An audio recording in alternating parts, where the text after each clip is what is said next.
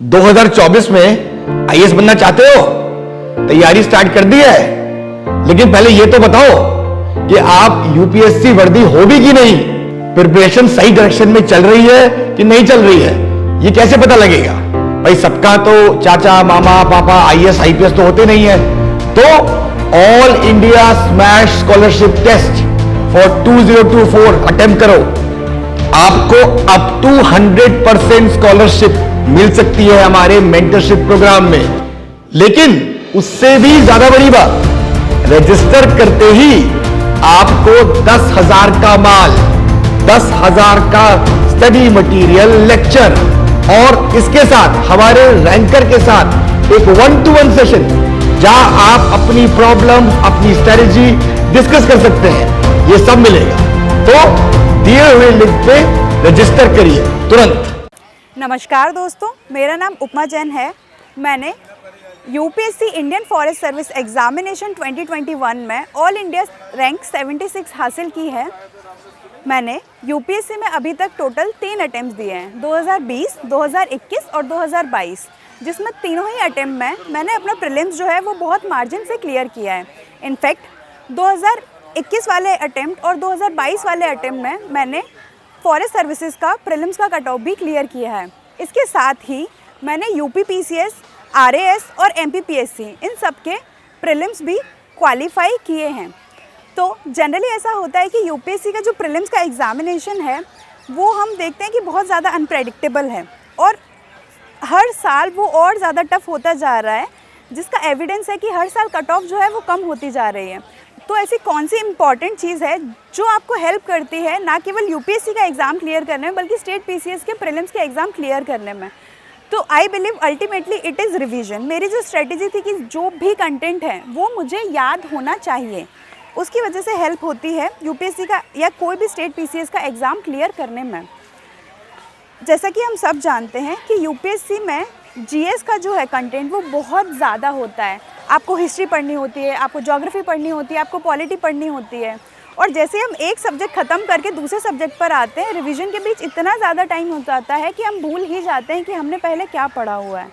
और ultimately UPSC के उन 2 घंटों में, एग्ज़ाम के 2 घंटों में बहुत मुश्किल होता है कि सारा स्टफ जो है वो एक साथ रिकॉल कर पाएँ। इसीलिए यूपीएससी में चीज़ों को याद रखना या रिवाइज़ करना चैलेंज बन जाता है। तो सबसे पहले हम बात करते हैं 3S के बारे में। 3S means source, style and schedule. सबसे पहले हम बात करते हैं कि जो सोर्सेज जो हैं, सोर्सेज वाइज हम कैसे अपने रिवीजन को बांट सकते हैं कि अलग अलग सोर्सेज के रिवीजन की स्ट्रेटजी भी अलग अलग होनी चाहिए। हम जनरली यूपीएससी में जो भी मटेरियल को पढ़ते हैं उनको हम ब्रॉडली 3 कैटेगरीज़ में डिवाइड कर सकते हैं। सबसे पहली कैटेगरी आती है स्टैटिक नॉलेज की, जो हमारे स्टैटिक सब्जेक्ट होते हैं। फॉर इंस्टेंट पॉलिटी हो गया आपका, जो मोर और लेस आपको लक्ष्मीकांत से पढ़ना होता है। उसके बाद मॉडर्न हिस्ट्री जो है, जिसके लिए एक बेसिक सोर्स स्पेक्ट्रम है। Ancient, medieval, art and culture, ये बेसिक स्टैटिक सब्जेक्ट्स हैं। उसके बाद दूसरा होता है करंट अफेयर्स, जिसमें आपको स्टैटिक सब्जेक्ट के साथ साथ करंट इवेंट जो हैं उनकी भी बहुत अच्छी अंडरस्टैंडिंग होनी चाहिए अगर आपको यूपीएससी का प्रीलिम्स अच्छे से क्रैक करना है। For instance economy, environment are such subjects. और उसके बाद तीसरा आपका आता है टेस्ट सीरीज़, कि जो हम टेस्ट क्वेश्चंस प्रैक्टिस करते हैं वो कैसे रिवाइज़ करें। जनरली कैंडिडेट्स केवल टेस्ट लगाते हैं, उसके मार्क्स देखते हैं और आगे बढ़ जाते हैं, जबकि टेस्ट भी हमारे रिवीजन का एक हिस्सा है क्योंकि उससे भी हमें कंटेंट मिलता है। तो सबसे पहले हम बात करते हैं अपने स्टैटिक सब्जेक्ट की। सबसे अच्छा तरीका तो ये होता है कि स्टैटिक में आप जो भी पढ़ते जा रहे हो, मॉडर्न पढ़ रहे हो, लक्ष्मीकांत पढ़ रहे हो, तो जो भी आपके प्रीलिम्स से रेलिवेंट फैक्ट हैं, फॉर इंस्टेंस 1773 का जो एक्ट आया था उसके जो इम्पोर्टेंट प्रोविजंस हैं, या फिर सोशल रिलीजियस रिफॉर्म मूवमेंट्स हैं, कौन किसका प्रोपाउंडर था, कोई न्यूज़पेपर या जर्नल किसके द्वारा पब्लिश किया गया है, तो ये सारे का सबसे बेस्ट तरीका तो है कि आप नोट्स बना लो। जनरली बुक्स जो होते हैं वो बहुत हॉलिस्टिकली कवर करते हैं, जबकि प्रीलिम्स में कई बार हमें केवल फैक्ट जो है वो भूलने की टेंडेंसी होती है, तो केवल फैक्ट जो है उसको रिवाइज़ करने की नीड होती है। तो बेस्ट तरीका ये है कि आप जब भी पढ़ रहे हो तो प्रीलिम्स के लिए जो जो रेलिवेंट फैक्ट हैं उनको आप एक साइड रनिंग नोट्स के तौर पर नोट करते जाओ, किसी साइन के थ्रू, एक ईजी वे में। फॉर एग्ज़ाम्पल ये मेरा सैम्पल है कि इसमें मैंने कैसे एक ही मैप के अंदर फोक डांसेस और फोक म्यूज़िक वगैरह जो हैं उनको इकट्ठा करने की कोशिश की है। फॉर एग्जांपल नॉर्थ के जो डांसेस हैं वो अलग हैं, वेस्टर्न के जो डांसेस हैं वो अलग हैं। तो इससे क्या होता है कि आप बहुत अच्छे तरीके से कंसोलिडेट वे में चीज़ों को रिवाइज़ कर सकते हैं। अब इसके बाद दूसरी बात आती है करंट अफेयर्स की। करंट अफेयर्स के लिए करंट में जनरली ये चैलेंज होता है कि जब एक आर्टिकल में कोई न्यूज़ आता है XYZ किसी भी चीज़ के बारे में, तो कुछ टाइम बाद उसमें जो चेंजेस आते हैं वो आते हैं और हमारी टेंडेंसी होती है कि हम अलग अलग सोर्सेज से वापस उसको पढ़ने लगते हैं। तो इट इज़ वेरी इंपॉर्टेंट कि जब हम पहला वाला फैक्ट पढ़ रहे हैं उसी के साथ जो एक्स्ट्रा इन्फॉर्मेशन अगले फॉलोअप में हमने पढ़ी है उसको क्लब करके पढ़ें, so that you have clarity कि एग्जैक्टली आपको क्या पढ़ना है। And coming to test series या फिर प्रीवियस ईयर पेपर कि वो कैसे पढ़ने हैं या वो कैसे रिवाइज़ करने हैं, कि आप हर चीज़ की समरी पढ़िए और जो इम्पॉर्टेंट और भूलने वाले चैप्टर्स हैं, स्पेशली वो चैप्टर जिनमें रेपिटेटिवली क्वेश्चन आ रहा है और जिनकी भूलने की टेंडेंसी ज़्यादा है, उनकी आप कोशिश कीजिए नोट्स बनाने की। अब हम बात करते हैं स्टाइल या फिर टेक्निक्स ऑफ रिवीजन, यानी कि वो कौन से तरीके हैं जिनको अगर हम अपनाएंगे तो हम अपनी मेमोरी में लंबे टाइम तक यूपीएससी के जो फैक्ट्स हैं उनको स्टोर करके रख सकते हैं। तो कुछ ऐसे साइंटिफिक तरीके हैं जिसके थ्रू अगर आप जिन्हें फॉलो करते हैं तो डेफिनेटली आपकी जो रिटेनिंग पावर है वो बहुत ज़्यादा बढ़ जाएगी। तो there are some method. The first is active recall method.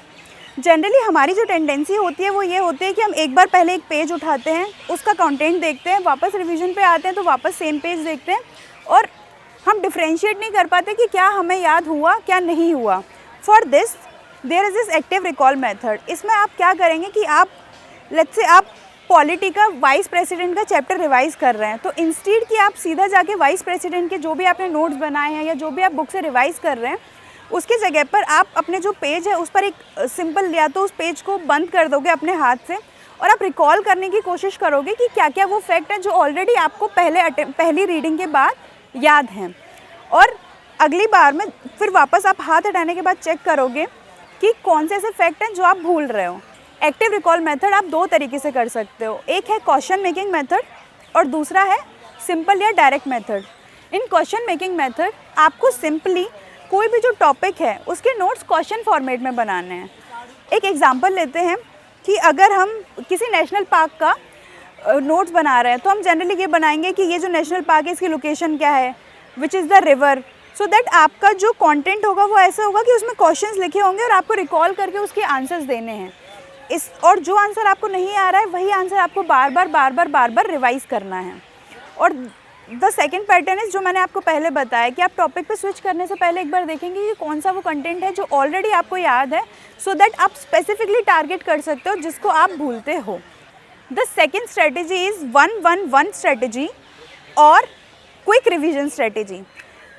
Whenever you are reading something, जब भी आप कोई भी चीज़ भले ही 3 पेज का टॉपिक पढ़ो या फिर 4 पेज का टॉपिक पढ़ो या कोई भी पेज जब आप पढ़ने की कोशिश कर रहे हो या कोई भी चीज़ आप पढ़ रहे हो 1 घंटे के अंदर, तो जब भी आप उसको पढ़ के ख़त्म करने वाले होते हैं, जैसे आपने लेट्स से 4 पेजेस पढ़े, तो बिफोर एंडिंग दैट 4 पेज और आप जब भी नेक्स्ट टॉपिक पे स्विच करने वाले हो उससे पहले इट इज़ योर ड्यूटी, या फिर आप ऐसा कर सकते हो कि आप पहले जाके उन चारों के चारों पेजेस को रिवाइज़ करो serial wise 1 2 3 4, then only switch to next topic.